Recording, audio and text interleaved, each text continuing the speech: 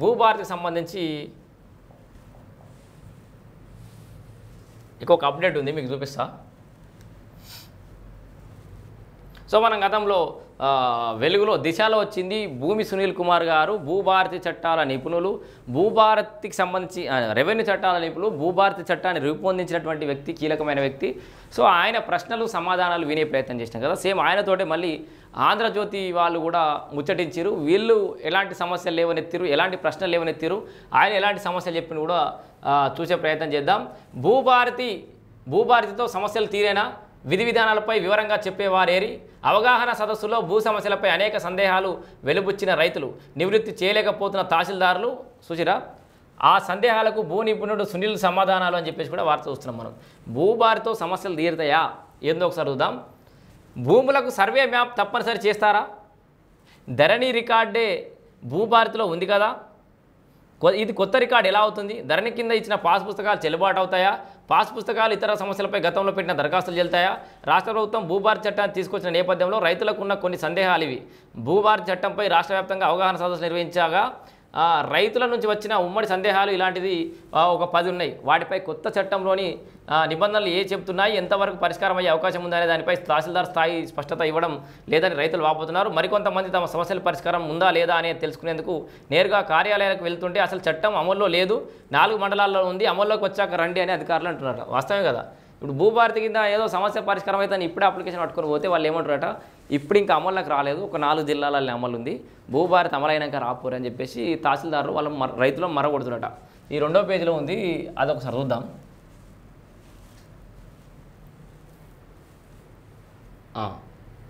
కసురుకుంటున్నారనే ఫిర్యాదులు కూడా ఉన్నాయి.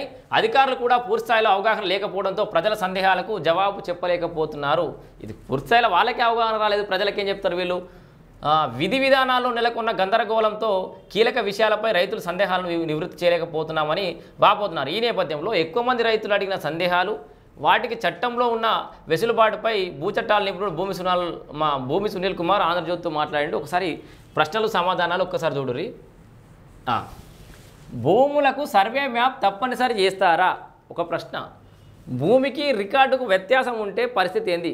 అర్థమైందా? భూములకు సర్వే మ్యాప్ కంపల్సరీయా అని. సో కొత్త ROR నిబంధనల్లో సర్వే మ్యాప్ విషయమై దశల వారీగా ఇంక్రిమెంటల్ సర్వే విధానం అమలు చేస్తున్నట్లు తెలిపారు. దశల వారీగా ఇంక్రిమెంటల్ సర్వే మ్యాప్ విధానం అంటే ఒకటేసారి కాకుండా ఇంక్రిమెంటల్ మెల్లమెల్లగా పెంచుకుంటూ పోతామంటారు. కొనేవారు అమ్మేవారు అంగీకారానికి వచ్చి లావాదేవీలకు సిద్ధమైతే, అర్థమైందా? కొనేవారు అమ్మేవారు అంగీకారానికి వచ్చి లావాదేవీకి సిద్ధమైతే అలాంటి వారికి సర్వే మ్యాప్ ఇచ్చేందుకు నిబంధనల్లో వెసులుబాటు కల్పించారు. సో అంతకుమించి మిగతా వాళ్ళ అమ్మకాలు కొనుగోలు జరగకపోతే వాళ్ళిద్దరూ అంగీకారం రాకపోతే కాదు. ఇక గట్టు వివాదం ఉన్న సమయంలో సర్వేకు అభ్యంతరాలు వస్తే ఎలా? గట్టు పంచాయతీ అంటారు కదా, గట్టు పంచాయతీ ఉంటే ఎట్లా అని అడిగితే అనే దానిపై నిబంధనలో స్పష్టత లేదు. ఓయమ్మ, ఓకే సర్వేకు అభ్యంతరాలు వస్తే ఎలా అంటే అనే దానిపై దాని నిబంధనలో స్పష్టత లేదు. గ్రామం అంతా సర్వే చేస్తారా, లేక కోర్టు ఉత్తర్వులతో సర్వే చేస్తారా, అనుభవంలో ఉన్న విస్తీర్ణం వరకే పరిమితమై సర్వే చేస్తారా అనే సందేహాలను అధికారులే నివృత్తి చేయాలి. ఆ మేరకు నిబంధనలను స్పష్టత ఇవ్వాల్సిన అవసరం ఉంది అని చెప్పేసి అంటారు. ఇక ధరణి రికార్డే భూభారతిలో ఉంది కదా, ఇది కొత్త రికార్డు ఎట్లయితుంది? ఇది అందరూ అడుగుతున్న ప్రశ్నే, ప్రతిరోజు మనం చెప్పుకుంటుంది.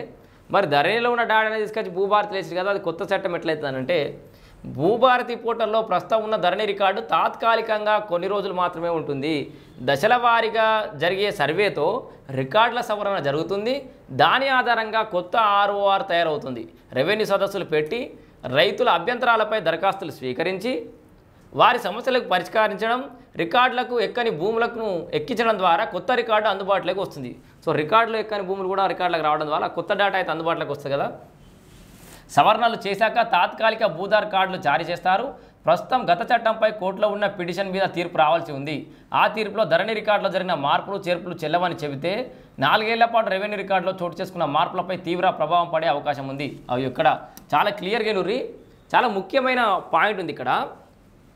ప్రస్తుతానికి గత చట్టం అంటే ధరణికి సంబంధించి గత చట్టంపై కోర్టులో ఉన్న పిటిషన్ మీద తీర్పు రావాల్సి ఉంది. ఒకవేళ ఆ తీర్పులో ధరణి రికార్డులో జరిగిన మార్పులు చేర్పులు చెల్లవని చెప్తే, గతంలో ధరణిలో జరిగినటువంటి మార్పులు చేర్పులు చెల్లవని కనుక తీర్పులో వస్తే 4 ఏళ్ల పాటు రెవెన్యూ రికార్డులో చోటు చేసుకున్న మార్పులపై తీవ్ర ప్రభావం పడే అవకాశం అవుతుంది. మరి ఏం జరుగుతుందో ఏమో దాని మీద తీర్పు ఎప్పుడు వస్తుందో. ఇలాంటి సాంకేతిక ఇబ్బందులకు తావు లేకుండా కొత్త చట్టంలో సవరణలకు చట్టబద్ధత కల్పించేలా ప్రభుత్వం భూభారతి అట్లొచ్చిన సమస్య లేకుండా భూభారతి తీసుకొచ్చింది. కొత్త చట్టం ప్రకారం రెవెన్యూ రికార్డులు పూర్తి సవరణలతో గత చట్టం బంగాళాఖాతంలో కలవబోతోంది. ఖచ్చితంగా గత చట్టం పోయినట్టే అని చెప్తారు. ఇక పాసు పుస్తకాలు ఇతర సమస్యలపై గతంలో పెట్టిన దరఖాస్తు చెల్లుతుందా? పాస్బుక్ల మీద కానీ ఇతర సమస్యల కానీ గతంలో పెట్టిన దరఖాస్తు చెల్లుతాయా అని అడుగుతారు. అయితే మళ్ళీ కూడా దరఖాస్తు పెట్టుకోవడం మంచిది. మనం మాట్లాడుకుంటున్నట్టుగా ఇప్పటికే దరఖాస్తు చేసుకుని ఆ సమస్య అపరిష్కృతంగా ఉంటే మళ్ళీ దరఖాస్తు చేయాల్సిన అవసరం లేదు. ఇప్పటికే దరఖాస్తు చేసుకొని ఆ సమస్య పరిష్కారం కాకపోతే మళ్ళీ దరఖాస్తు చేయాల్సిన అవసరం లేదు. పాత దరఖాస్తు ప్రకారమే పరిష్కారం చూపుతారు. ఒకవేళ సమస్య పరిష్కరించకుండా దరఖాస్తును తిరస్కరించి ఉంటే మళ్ళీ దరఖాస్తు తిరస్కరించి ఉంటే మళ్ళీ అప్పుడు అప్లై చేసుకోవచ్చు, మళ్ళీ దరఖాస్తు చేసుకోవచ్చు. పాస్ పుస్తకం కోసం దరఖాస్తు చేసుకోవాలంటే ఏదో ఒక ఆధారం చూపాలి.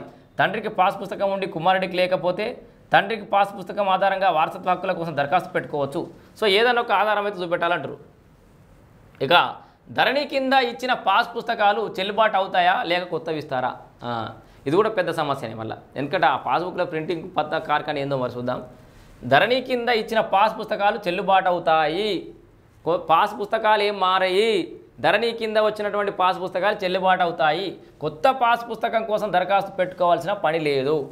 ప్రస్తుతం ఉన్న పాస్ పుస్తకంలో విస్తీర్ణం పేర్లు తప్పు ఉంటే సవరణ కోసం సెక్షన్ 4(5) ప్రకారం దరఖాస్తు చేసుకోవాలి. సో ప్రస్తుతం మీ దగ్గర ఉన్న పాస్ పుస్తకాల్లో ఏమైనా సవరణలు తప్పులు ఉంటే మీరు ఈ సెక్షన్ ప్రకారం కూడా దరఖాస్తు చేసుకోవాలి. వాళ్ళనట్లుంటే 4(5) ప్రకారం దరఖాస్తు చేసుకోవాలి. పాస్ పుస్తకం ఉండి తమ భూమిని రికార్డులో పూర్తిగా ఎక్కించలేదనేవారు, సో పాస్బుక్ ఉంది కానీ రికార్డులో ఎక్కించలేదనేవారు సెక్షన్ 4(6) ప్రకారం దరఖాస్తు చేసుకోవచ్చు. ఈ రెండు సెక్షన్లపై తీసుకునే నిర్ణయాలు కీలకమైనందున సెక్షన్ 6ను లోతుగా పరిశీలించి నిర్ణయం తీసుకోవాల్సిన అవసరం ఉంది. భూమి రికార్డులో ఎక్కలేదనే సాగుతో ప్రభుత్వ భూములను పొరపాటు నమోదు చేయడానికి వీలు లేకుండా ఈ సెక్షన్ మరింత బలోపేతం చేయాల్సిన అవసరం ఉందని CCLA భావిస్తుందని అడిగి. ఇక RDA కలెక్టర్ చుట్టూ తిరగాల్సిందేనా? సో ఏమంటారంటే ఆర్డీఓ చుట్టూ కలెక్టర్ చుట్టూ తిరగాలనా అని అంటారు. కొత్త చట్టం ప్రకారం అధికారాల వికేంద్రీకరణ చేపట్టారు. 1971 ROR ప్రకారం సాదా బైనామా తహసీల్దార్కు నిర్ణయం తీసుకునే అధికారం ఉండేది. ఎప్పుడు 1971 ROR ప్రకారం అయితే సాదా బైనామాలపై తహసీల్దార్ నిర్ణయం తీసుకునే అధికారం ఉండేది. భూభారతిలో ఆర్డీఓకు అప్పగించారు. అంటే తహసీల్దార్ స్థాయి పెంచి మన ఆర్డీఓకు అప్పచెప్పారు. సో ఆర్డీఓ మధ్య అధికారం తహసీల్దార్ ఆర్డీఓ మధ్య అధికారాల విభజన అయితే చేసింది. ఇక పట్టాదారు పాస్ పుస్తకంలో మ్యాప్ కావాలనుకుంటే ఎవరిని సంప్రదించాలి? పట్టాదారు పాస్ పుస్తకంలో మ్యాప్ ఇస్తా అంటారు కదా, మరి అది కావాలంటే ఎవరిని సంప్రదించాలంటే ప్రస్తుతం పాస్ పుస్తకం ఉండి ఎవరైనా రైతు తనకు సర్వే మ్యాప్ కావాలనుకుంటే త్వరలో ప్రభుత్వ మండలానికి 5 చొప్పున లైసెన్స్ సర్వేయర్లను నియమించనుంది. ఈ సర్వేయర్లు మ్యాప్ తయారు చేసి మండలంలో ఉండే రెగ్యులర్ సర్వేయర్ దాన్ని నిర్ధారించాక మ్యాప్ జత చేసి తహసీల్దారులు కొత్త పాస్ పుస్తకాన్ని జారీ చేస్తారు. సో ఇట్లా ఈ కొత్త పాస్ పుస్తకం జారీ చేసాకంటే అలానే ఎలాంటి తప్పులు లేకపోతే ఆ పాస్ పుస్తకం కింద వెనుకలో ముందరైనా జాగుంటే ఆ ప్రింట్ చేసే అవకాశం అని ఉంటే చూడరి. ఇదైతే ఈ ప్రశ్న. ఇక సాదా బైనామా భూమిని అమ్మిన వ్యక్తి, ఇంకా చాలా ప్రశ్నలు ఉన్నాయి, మంచిగా చూపెట్టు మహేష్. సాదా బైనామా ద్వారా భూమిని అమ్మిన వ్యక్తి దాన్నే మరొకరికి రిజిస్టర్ డాక్యుమెంట్తో విక్రయించి ఉంటే ఎలా? సో సాదా బైనామా ద్వారా భూమిని అమ్మిన వ్యక్తి మళ్ళీ దాన్నే వేరొకరు రిజిస్ట్రేషన్ డాక్యుమెంట్తో విక్రయించి ఉంటే ఎలా? దరఖాస్తు పెట్టుకోకపోతే క్రమబద్ధీకరిస్తారా? ఫీజులు ఎట్లా ఉంటాయని ఒక ప్రశ్న. సాదా బైనామా దరఖాస్తుల విషయంలో విక్రయదారు ఒక వ్యక్తి అమ్మిన భూమిని మరో వ్యక్తికి రిజిస్టర్ చేస్తే సివిల్ కోర్టులో కేసు వేసుకొని హక్కులు తెచ్చుకోవాలి. వింటురా? సో సివిల్ కోర్టులో కేసు వేసుకొని హక్కులు తెచ్చుకోవాలి. దీనికి భూభారతి నిబంధనలో పరిష్కారం లేదు. సో ఆల్రెడీ అమ్మిన వ్యక్తే వేరొక రిజిస్ట్రేషన్ డాక్యుమెంట్ తోటి మళ్ళీ విక్రయించి ఉంటే దీనికి భూభారతి నిబంధనల పరిష్కారం. సాదా బైనామా కింద ఉన్న భూమిని క్రమబద్ధీకరణ చేయించుకుంటే ప్రస్తుతం మార్కెట్లో ఉన్న స్టాంప్ డ్యూటీ ప్రకారమే రుసుము చెల్లించాలి. సాదా బైనామా ద్వారా కొని దరఖాస్తు పెట్టుకొని వారు భూమిని విక్రయించిన వ్యక్తి అంగీకారంతో క్రమబద్ధీకరణ చేసుకునే వెసులుబాటు అయితే ఉంది. ఇగో సాదా బైనామా ద్వారా కొని దరఖాస్తు పెట్టుకొని వారు ఒకవేళ దరఖాస్తు పెట్టుకోకుండా ఉన్న వాళ్ళైతే భూమి విక్రయించిన వ్యక్తి అంగీకారంతో ఆల్రెడీ అమ్మిన వ్యక్తి అంగీకారం తెలిపితే దాన్ని క్రమబద్ధీకరణ చేసుకునే వెసులుబాటు అయితే ఉంది భూభారతిలో. ఇంకోటి, గ్రామ రికార్డులను ఎలా రాస్తారు? పాత విధానమా డిజిటల్ రూపంలోనా? విలేజ్ రికార్డ్స్ మెయింటైన్ చేస్తూ అంటారు కదా, మరి అది ఎట్లా అని అడుగుతారు. కొత్త చట్టంలో గ్రామ రికార్డులను డిజిటల్ రూపంలోనే భద్రపరుస్తామని ప్రభుత్వం స్పష్టం చేసింది. ఏమంటుంది? డిజిటల్ రూపంలోనే భద్రపరుస్తామని చెప్పింది. ఏడాదికి ఒకసారి ఈ రికార్డును ప్రింట్ చేసి తీస్తారు. ఎన్ని కాలమ్స్ ఉండాలి, ధరణికి ముందు ఉన్న విధానంలోనే గ్రామ రికార్డులను కొనసాగించాలా, ఎలాంటి నమూనాలు ఉండాలి అనే దానిపై ప్రభుత్వం ఇంకా నిర్ణయం తీసుకోలేదు. త్వరలో స్పష్టత ఇవ్వనుంది. డిజిటల్ రికార్డులను పోర్టల్లో అందుబాటులో ఉంచున్నారు. సో ఈ డిజిటల్ రికార్డులను పోర్టల్లో కూడా అందుబాటులో ఉంచుతారట. ఇంకా భూధార్ కార్డు పాస్ పుస్తకాలకు ప్రత్యామ్నాయమా? సో ఈ భూధార్ కార్డు అంటే అది ఇక పాస్బుక్ల లెక్కనే కదా, ఇంకేముంది, మీరు భూధార్ కార్డు అనేది ఇస్తూ ఉంటారు కదా, మరి ఇక దాంట్లో అన్ని డీటెయిల్స్ ఉంటాయి అంటారు. మళ్ళీ పాస్బుక్కి ఏమైనా ప్రత్యామ్నాయమా అంటే అది ఇది ఒకటేనా అనే ఒక ప్రశ్న. క్రయ విక్రయాల సమయంలో సర్వే మ్యాప్ వచ్చిన వారికి తాత్కాలిక భూధార్ కార్డు ఇస్తారు. ఇది పాస్ పుస్తకానికి ప్రత్యామ్నాయం కాదు. గతంలో నకిలీ పాస్ పుస్తకాలను నిల్వరించేందుకు విశిష్ట సంఖ్యను ఇచ్చినట్లుగానే ఇప్పుడు భూధార్ కార్డును కూడా ఇస్తారు. సో అసైన్డ్ భూములు కొన్న పేదలకు క్రమబద్ధీకరించి లావణ పట్టాలు ఇస్తారా అని చెప్పేసి కూడా అసైన్డ్ భూములు కొన్న పరిస్థితి ఏందనేది ఒక ప్రశ్న. దారిద్ర్య రేఖకు దిగుగా ఉన్న కుటుంబాలు 5 ఎకరాలలోపు ప్రభుత్వ భూములు కొని ఉండి చట్ట ప్రకారం అర్హులైతే లావుని పట్టా ఇస్తారు. 2017కు ముందు కొనుగోలు చేసిన భూములకే ఇది వర్తిస్తుంది. సో బాగా గుర్తుపెట్టుకోవాలి, ఇది ముఖ్యమైన అంశం. అసైన్డ్ భూములు కొన్న పేదలకు క్రమబద్ధీకరించే అవకాశం ఉంది. అది కూడా 2017 కంటే ముందే కొని ఉండాలి చేసిన భూములు. ఇది వ్యవసాయ ఆధారిత కుటుంబాలకు మాత్రమే దీన్ని వర్తింపజేస్తారు. భూమి కొన్న వ్యక్తి ఇంట్లో ఉద్యోగస్తులు ఉండకూడదు. భూమి కొన్న వాళ్ళ ఇంట్లో ఉద్యోగస్తులు ఉండకూడదు. వ్యవసాయం మీద ఆధారపడ్డ కుటుంబాలకు మాత్రమే చేస్తారు. భూభార చట్టం సెక్షన్ 8 ప్రకారం దీనిపై నిర్ణయం తీసుకుంటారు. పేదల ముసుగులో భూములు పెద్దల చేతుల్లోకి పోకుండా అడ్డుకట్ట వేసేలా నిబంధనలు మార్పులు చేయాల్సిన అవసరం అయితే ఉందని చెప్పేసి కూడా చెప్తారు. సో మొత్తంగా భూభారతికి సంబంధించిన పలు ప్రశ్నలు సమాధానాలు అయితే ఉన్నాయి. సో ఇంకా కూడా డిజిటల్ రూపంలో రికార్డులను తయారు చేయాల్సి ఉంది. దాన్ని ఎట్లా ఎన్ని కాలమ్స్ పెట్టాలని నిర్ణయం తీసుకోవాల్సి ఉంది. సో సాదా బైనామా భూములు కూడా అవడానికైతే అవకాశం ఉంది. 2017 కంటే ముందే కొని ఉండాలి. అట్లాగే ఈ దీని ఏమంటారు, ధరణి ఇచ్చిన పాస్ పుస్తకాలు చెల్లుబాటు అవుతాయి. కొత్త పాస్ పుస్తకాలు అవసరం లేదు. ఒకవేళ సవరణలు ఉంటేనే చేయించుకోవాలి. ఇక సర్వే మ్యాప్ తప్పనిసరి భూధార్ కార్డ్ నంబర్లు కూడా ఇస్తారు. సో పట్టదారు పాస్ పుస్తకంలో మ్యాప్ కావాలనుకుంటే తహసీల్దార్ కార్యాలయంలో లైసెన్స్ సర్వేలు వచ్చిన తర్వాతనే వస్తాయి. సో ఇప్పుడే తహసీల్దార్ కార్యాలయం దగ్గరకు పోతే వాళ్ళకి ఎవరు కూడా క్లారిటీ లేదు. ఇప్పుడే మీకు దాని గురించి ఒక విషయానికి క్లారిటీకి వచ్చి మీకు చెప్పే అవకాశం లేదు.